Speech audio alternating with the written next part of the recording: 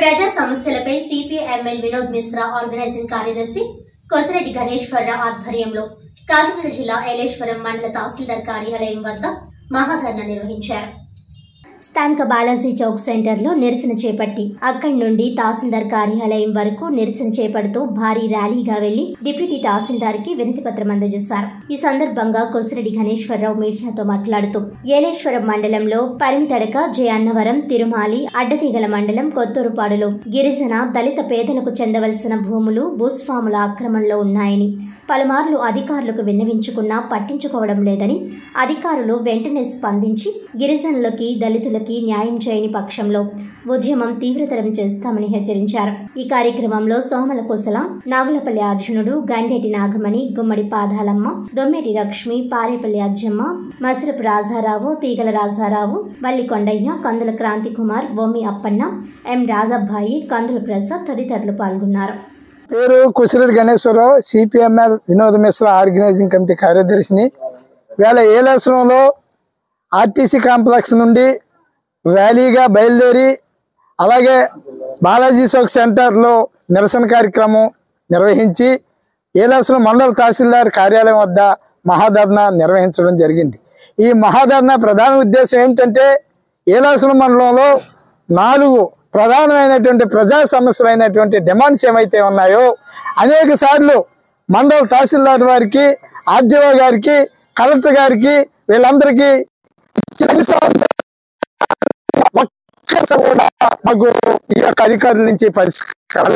అందులో ప్రధానమైనటువంటి సమస్యలు ఏంటంటే ఈ యొక్క ఏలేశ్వరం మండలంలో ఉన్నటువంటి ఎంతడక అలాగే జయన్నవరం గ్రామస్తులు గిరిజనులు ఎవరైతే ఉన్నారో వాళ్ళు 20 సంవత్సరాల నుంచి కొండపోటు సాగు చేసుకుంటా ఉన్నారు.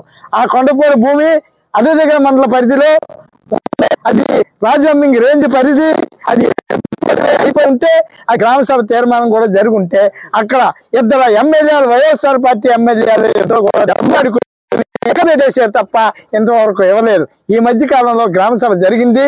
దాన్ని ఆన్లైన్లో నమోదు చేయమని కూడా చెప్పడం జరిగింది. అది ఆన్లైన్లో నమోదు చేయడానికి ఇక్కడ మండల తహసీల్దార్ దగ్గర నుంచి రికమెండేషన్ లెటర్ వెళ్ళాలని చెప్తా ఉన్నారు.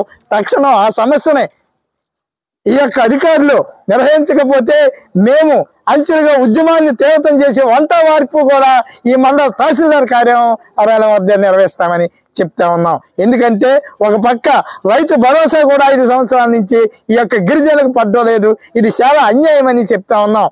మరో పక్క ఏంటంటే మాజేటి వారి సీలింగ్ భూమి ఏదైతే ఉందో జయన్నవరంలో 9 ఎకరాల భూమి అది ఆక్రమించుకుని అక్కడ ఉండేటువంటి జగన్మోహన్ రావు అనేటువంటి వ్యక్తి ఎవరైతే ఉన్నారో అతను ఆక్రమించుకుని అది అమ్మకం పెడతా ఉన్నాడో అది కుటుంబ సభ్యుల పేద పెట్టారు. అది హైకోర్టు కూడా డైరెక్షన్ ఇచ్చిన పేదలకు పంచమని. ఎప్పటి వరకు కూడా ఈ యొక్క మండల తహసీల్దార్ వారు సర్వే చేయించలేదు. అంటే ఈ యొక్క మండల తహసీల్దార్ వారు కూడా వాళ్ళలో కుమ్మక్కైపోయి ఉన్నారా అనేటువంటిది మాకు అనుమానంగా ఉందని మేము తెలియపరుస్తా ఉన్నాం. అలాగే ఇక యార్లగడ్డ సత్యనారాయణ చౌదరి అనే వ్యక్తి విజయవాడ అయింది. ఆయన 26 ఎకరాలు సీలింగ్ భూమి గయ్యాలి. అది కొంత సొంత భూమి కొని ఆ భూమిని పిల్లల పేరుని వాళ్ళ భార్య పేరుని అందరి పేరుని కూడా తప్పుడు రిజిస్ట్రేషన్ చేసుకుని ఎకరం 50 లక్షల రూపాయలకి అమ్మకానికి సిద్ధం చేసి ఉన్నాడు. ఆ భూమిని 86 మందికి ఏలేశ్వరం, జయన్నవరం అక్కడ పేదలందరికీ కూడా అరెకరం చొప్పున పంచిపెట్టమని మేము హైకోర్టును కూడా ఆశ్రయించాం. ఇంతవరకు కూడా వాళ్ళకి నోటీసులు ఇవ్వలేదు.